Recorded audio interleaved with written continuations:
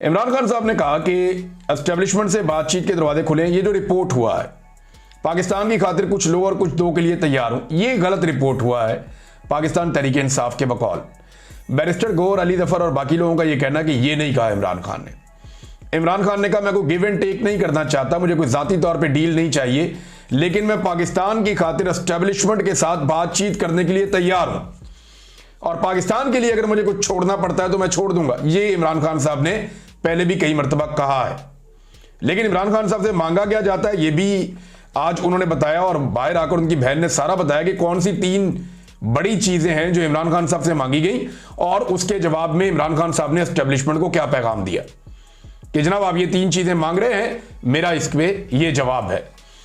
अब अली जफर साहब ने मीडिया को बताया कि इमरान खान ने वादे किया कि अपने लिए कोई मुझे गिव एंड टेक नहीं चाहिए, अपने लिए कोई लेने और देने की पॉलिसी नहीं है।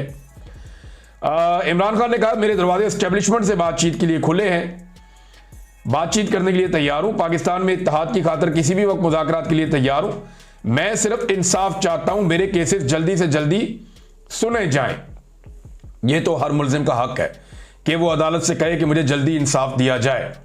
फिर इमरान खान साहब ने यह भी कहा कि एहतजाजी तहरीक का मैं ऐलान कर चुका हूं, 5 से 6 दिन में जो मेरी पार्टी की आदत है वो मुझे लायामल देगी और इमरान खान साहब जब उसको ओके करेंगे तो एहतजाजी तहरीक चल जाएगी। अच्छा, ये इमरान खान साहब बार बार अपनी पार्टी को कह रहे हैं कि तगड़े हो जाओ, अब हमने पूरे पाकिस्तान में एहतजाज करना है।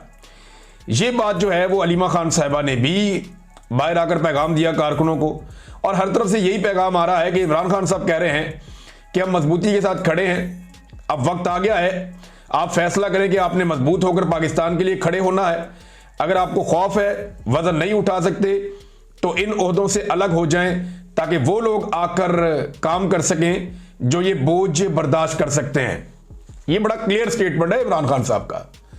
यानी सादी बात यह है कि डट जाओ या हट जाओ, या तो रास्ते से हट जाए ना, बाकियों के लिए रास्ता छोड़ें, वो आके लड़ें, तो या फिर डट जाओ, डट के खड़े हो जाओ।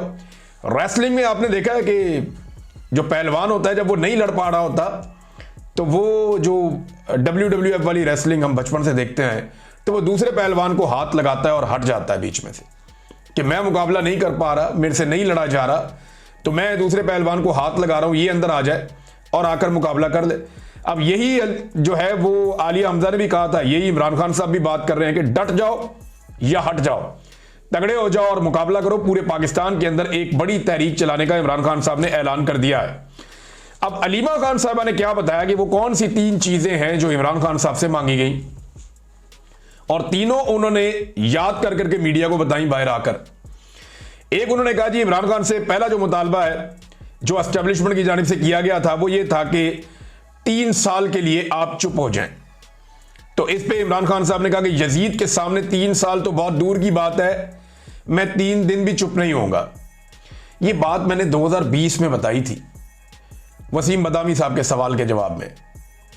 मैंने उन्हें यह कहा था कि इमरान खान को जब आप निकालेंगे तो वो बनी गाला जाकर नहीं बैठ जाएंगे और जाकर बोलेंगे हैप्पी बर्थडे टू यू, ऐसे नहीं करेंगे, वो आपको मुसीबत डाल देंगे क्योंकि इमरान खान को आप चुप नहीं करवा सकते उसके साथ ज्यादती करने के बाद।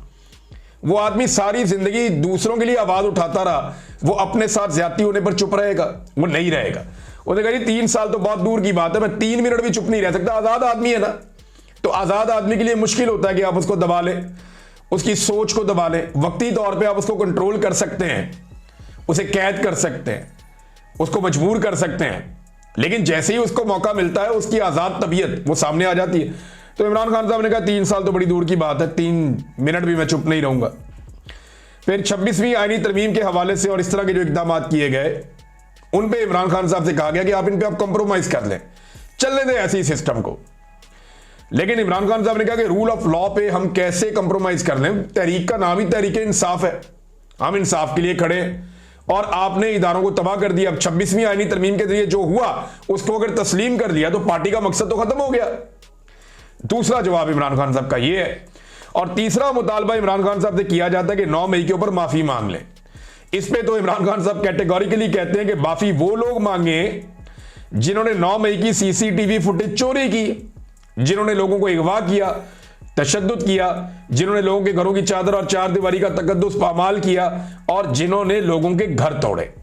ये कैटेगोरिकली इमरान खान साहब ने स्टेटमेंट दिया। इमरान खान साहब की बहन ने बाहर आके सारी बातें बताई हलीमा खान ने, और उन्होंने कहा जी ये मुतालबात थे इमरान खान साहब से, लेकिन इमरान खान साहब का जो वाहिद अब मुतालबात हैं बड़ी क्लैरिटी के साथ जो बेसिक है, यानी ये तो इलेक्शन तो करवाना, ये तो आपका अगला मुतालबा होता है ना कि आप इलेक्शन करें, आगे बढ़ना है तो फिर आप जो है वो इंक्वायरी करवाएं, आगे बढ़ना है तो आप जुडिशियल इंक्वायरी करवाएं।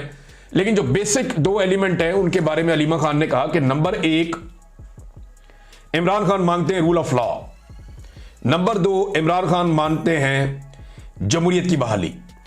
इन दो चीजों के बारे में इमरान खान साहब कह रहे हैं कि ये दो चीजें दी जाएं मुझे, मेरे वतन को ये दो चीजें चाहिए। नंबर 1 रूल ऑफ लॉ लेकर आए, ताकतवर को कानून के नीचे लेकर आए। ये नहीं हो सकता कि ताकतवर के लिए कानून कुछ और है, कमजोर के लिए कुछ और है। अभी गुज़िश्ता 1-2 दिन पहले मैं खबरें पढ़ रहा था कि नैब ने सारों के ही मुकदमे खत्म कर दिए। यूसुफ रज़ा गिलानी हो, राजा परवेज अशरफ हो, पीपल्स पार्टी के लटरम पटरम जितने भी हैं उन सारों के भी, इसी तरह PMLN के जितने भी बंदे हैं उन सारों के भी, शरीफ खानदान के भी, नैब ने सारे केस खत्म कर दिए कि नहीं जी नए कवानीन आ गए, केस खत्म। यह है NRO, ताकतवर के लिए कोई कानून नहीं है, और जिसको दबाना है ताकतवर ने उसके लिए कोई भी कानून बन सकता है, इद्दत जैसा घटिया केस भी आ सकता है, और जो पाकिस्तान के रिकॉर्ड का हिस्सा बन चुका है। तो इमरान खान साहब तो ये बातें नहीं मानते जो उनसे मनवाई जा रही हैं। तो फिर कैसे इमरान खान साहब को रिहाई मिलेगी एस्टेब्लिशमेंट के सामने वो सरनगू करने के लिए या सर झुकाने के लिए या कंप्रोमाइज करने के लिए जब तैयार नहीं है, तो एस्टेब्लिशमेंट कैसे इमरान खान साहब को जेल से बाहर आने देगी, ये सवाल पैदा होता है। लेकिन अगर इसमें इमरान खान साहब जेल से बाहर आ गए तो फिर एस्टेब्लिशमेंट सर्वाइव कैसे करेगी अगर इमरान खान साहब अपने इसी मौके के ऊपर डट गए, तो यह सवाल पैदा होता है। तो इमरान खान साहब का जो केस है, ये तरीके इंसाफ वालों के लिए एक अच्छी खबर है कि वो केस लग गया है और 5 जून के लिए लग गया है, यानी ईद से 2 दिन पहले इमरान खान साहब का केस सुना जाएगा इस्लामाबाद हाई कोर्ट में। यह केस अब लग चुका है, इसके बारे में खबर आ चुकी है, लेकिन मुझे ऐसे कोई उम्मीद नहीं है। बहुत मुमकिन है कि नैब कह दे जी हमें टाइम चाहिए, आप एक पेशी और डाल दें और ईद के बाद की कहेंगी फिर आगे डेट चली जाए।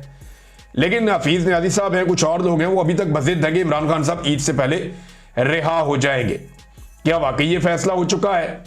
तो इसके बारे में कुछ मैं इसलिए नहीं कह सकता कि जो ये फैसला है वो एस्टेब्लिशमेंट ने करना है, अदालत ने तो करना नहीं है। अगर अदालत में और कानून और इंसाफ के मुताबिक होता तो मैं आपको पहले ही बता चुका हूं कि इमरान खान साहब को तो पिछले साल अगस्त में, सितंबर में बाहर आ जाना चाहिए था, बल्कि उससे पहले बाहर आ जाना चाहिए था जब उनके सारे केसेस खत्म हो गए थे, लेकिन फिर भी वो बाहर नहीं आए। तो एस्टेब्लिशमेंट ने अगर यह फैसला कर लिया कि मजीद गंद नहीं डालना, तो फिर तो इमरान खान साहब बाहर आ सकते हैं, लेकिन एस्टेब्लिशमेंट इमरान खान साहब का बोझ उठा पाएगी, यह भी एक बड़ा सवाल है। वो डरते भी बहुत हैं, स्पेशली पाकिस्तान की जो फौजी क़यादत है जनरल आसिम मुनीर, उनके बारे में एक टाउट ने अभी क्लेम किया, और वो क्लेम अभी तक वापस नहीं हुआ कि आसिम मुनीर सख्त नफरत करते हैं इमरान खान से, क्योंकि फौजी क़यादत का लफ्ज इस्तेमाल किया तो वो तो आसिम मुनीर ही है ना। आर्मी चीफ तो आसिम मुनीर है, फील्ड मार्शल आसिम मुनीर है, फौजी क़यादत वही है, तो उनके बारे में लफ्ज इस्तेमाल किया कि वो इमरान खान से शदीद नफरत करते हैं। तो कुछ तरदीद नहीं आई अभी तक दोनों तरफ से, ना तो टाउट्स की जानिब से आई और ना जिनके टाउट्स हैं उनकी जानिब से आई। बहरहाल मखसूस नशिस्तें छीनने का सिलसिला जो है वो स्पीड जारी है। पूरी कोशिश की जा रही है कि जितनी जल्दी हो सके मखसूस नशिस्तें छीन ली जाएं। अब इसके लिए जो है वो सुप्रीम कोर्ट ऑफ पाकिस्तान में जज मिलकर जोर लगा रहे हैं। ऐसा लग रहा था कि केस जो है वो मखसूस नशिस्तें मांगने वाली पार्टियां नहीं लड़ रही, वो जजेस लड़ रहे हैं, और ऐसा महसूस हो रहा था जैसे जजेस एक मखसूस साइड पे खड़े हैं कि नहीं जी सीटें हमने देनी है पीडीएम की जमातों को, एस्टेब्लिशमेंट की ख्वाहिश के मुताबिक नून लीग को देनी है, पीपल्स पार्टी को देनी है, एमक्यूएम को, फजल रहमान को देनी है। तो भरपूर कोशिश हो रही है और बहुत जल्दी है।